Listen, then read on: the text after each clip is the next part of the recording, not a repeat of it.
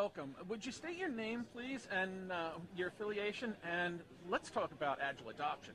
Absolutely. My name is Amr Elssamadisy. I'm a partner with Gemba Systems, and we are all about Agile adoption and helping companies transition from where they are to something better. So, what's the challenge in adopting Agile? Is it a straightforward process? It's hard. What's the challenge in adopting Agile? Well, a million of them. I guess the first thing is figuring out there are so many Agile practices, and so many people have taken all 12 practices or all 20 practices or whatever set you want, and they've used them, and they've gotten some benefit sometimes. Sometimes they don't get any benefit, but rarely do they actually get the benefits that we read about. The be 100 times better or enjoy your work. So why is that? Why is it that we're having a hard time actually getting the traction that we've been promised? Well, a lot of reasons, but I guess the biggest one is it depends. There is no silver bullet, and we all know that, but it really depends on your context, and it depends on what do you want to get out of Agile. A lot of people just decide that we're going to adopt Agile development to be better. Well, to be better at what?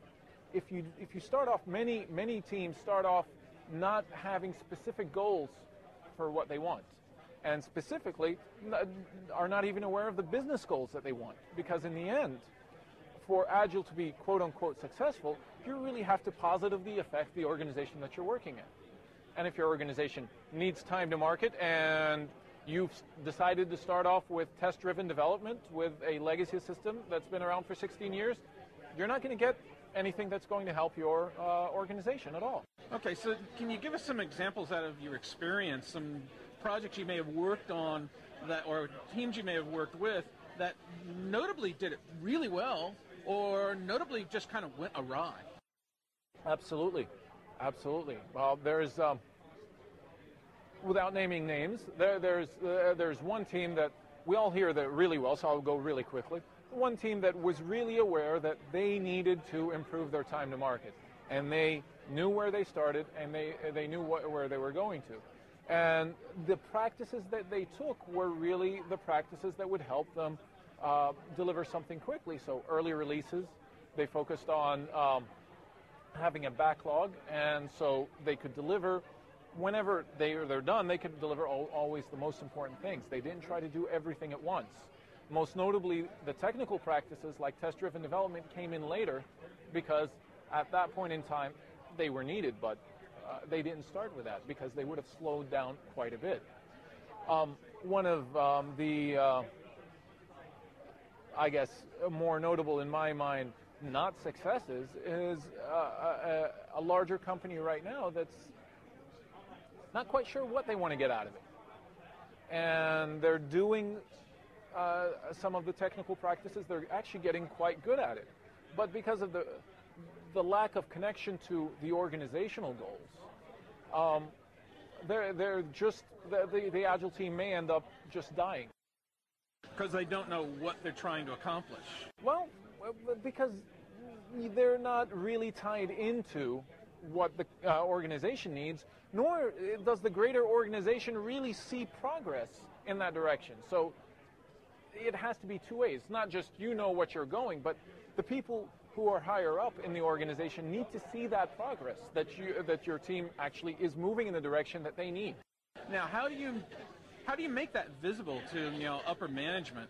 If you need their support, is that an easy sell?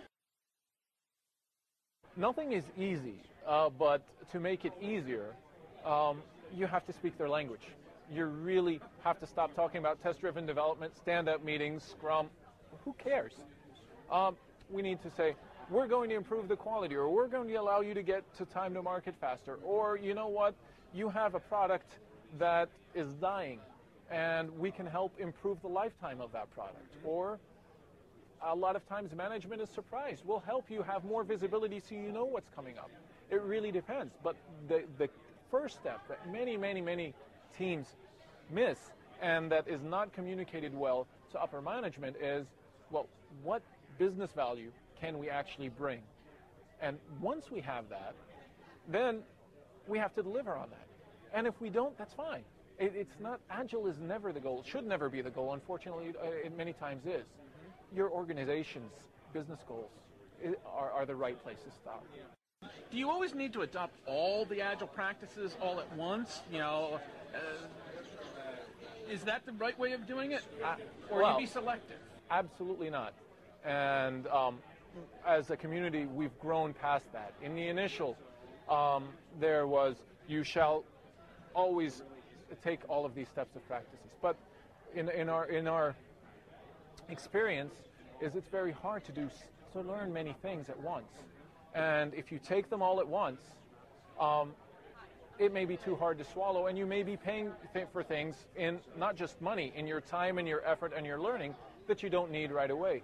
But here's the caveat. It's very hard to adapt a practice if you haven't practiced it first, if you don't know it. So there's the balance.